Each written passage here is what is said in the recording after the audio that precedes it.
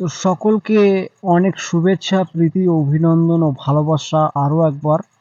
তো আজকের ভিডিওতে সংবিধানের 25 থেকে 28 ধারায় ধর্মীয় স্বাধীনতার অধিকার সম্পর্কে যে আলোচনা রয়েছে বা উল্লেখ রয়েছে সেটা নিয়ে আজকে আলোচনা করব।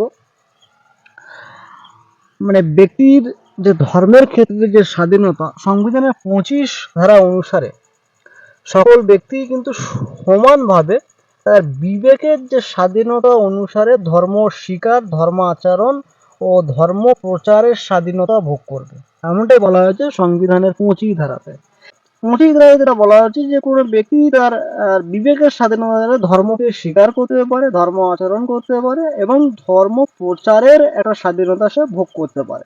তবে ব্যক্তিদের ধর্মীয় স্বাধীনতা এটা কিন্তু অবাধ নয়।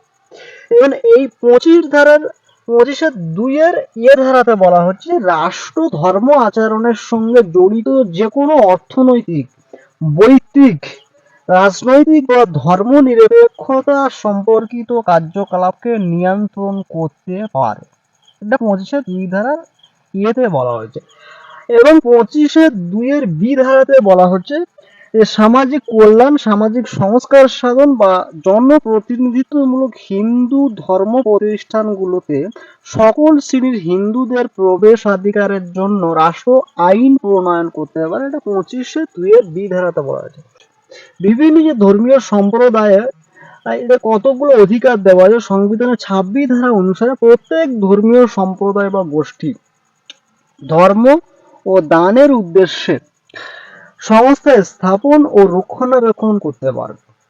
ধর্মীয় বিষয়ে নিজ নিজ কার্যাবলী পরিচালনা করতে পারবে। স্থাবর অস্থাবর সম্পত্তি অর্জন করতে ও মালিক হতে পারবে এবং আইন অনুসারে সেই সম্পত্তি পরিচালনা করতে পারবে। এবং বিশেষ ধর্মের উপর কর আরোপ নিষিদ্ধ করা হয়েছে 27 ধারাতে। সংবিধানের 27 ধারায় বলা হয়েছে যে কোনো বিশেষ ধর্ম বা ধর্ম সম্প্রদায়ের প্রসার বা রক্ষণাবেক্ষণের জন্য কোনো সম্প্রদায় বা ব্যক্তিকে কর দিতে বাধ্য করা যাবে না, সংবিধানের 27 ধারাতে বলা হয়েছে। এবং শিক্ষা প্রতিষ্ঠানে ধর্ম শিক্ষার উপরে কিন্তু সংবিধানে কিছু বিধিনিষেধ আরোপ করা হয়েছে। সংবিধানের 28 ধারায় মতে এই শিক্ষা কিছু প্রয়োজনীয় বিধিনিষেধ উল্লেখ করা আছে সংবিধানের 28 ধারায়। এবং এক্ষেত্রে শিক্ষা প্রতিষ্ঠানগুলোকে 3 ভাগে বিভক্ত করা আছে। যে পুরোপুরি সরকারি অর্থে যে পরিচালিত শিক্ষা প্রতিষ্ঠানে ধর্ম শিক্ষা সম্পূর্ণ নিষিদ্ধ, অর্থাৎ সরকারি শিক্ষা প্রতিষ্ঠানে ধর্ম শিক্ষা দানে একেবারেই নিষিদ্ধ। কিন্তু সরকার কর্তৃক স্বীকৃত বা সরকারি অর্থে আংশিকভাবে পরিচালিত শিক্ষা প্রতিষ্ঠানে ধর্ম শিক্ষার দান একেবারে নিষিদ্ধ হয়নি। তবে প্রাপ্তবয়স্ক শিক্ষার্থীদের নিজেদের এবং অপ্রাপ্তবয়স্ক শিক্ষার্থীদের ক্ষেত্রে অভিভাবকদের সম্মতি দরকার।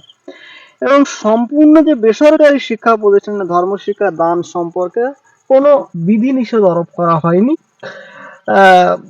কোনো দাতা বা ওসি কর্তৃক ধর্ম শিক্ষার উদ্দেশ্যে প্রতিষ্ঠিত শিক্ষা প্রতিষ্ঠান রাষ্ট্রের দ্বারা পরিচালিত হলেও সেখানে বাধ্যতামূলক ধর্ম শিক্ষা দেওয়া যাবে।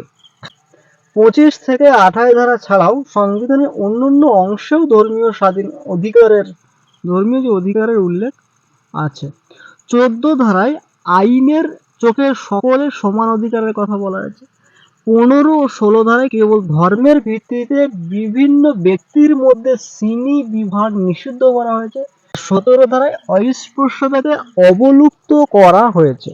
29-2 ধারায় সরকারি সাহায্যপ্রাপ্ত বা সরকার দ্বারা পরিচালিত শিক্ষা প্রতিষ্ঠানে ভর্তির ব্যাপারে এবং 325 ধারায় ভোটাধিকারের ক্ষেত্রে ধর্মের ভিত্তিতে বৈষম্য নিষিদ্ধ করা হয়েছে 325 ধারাতে।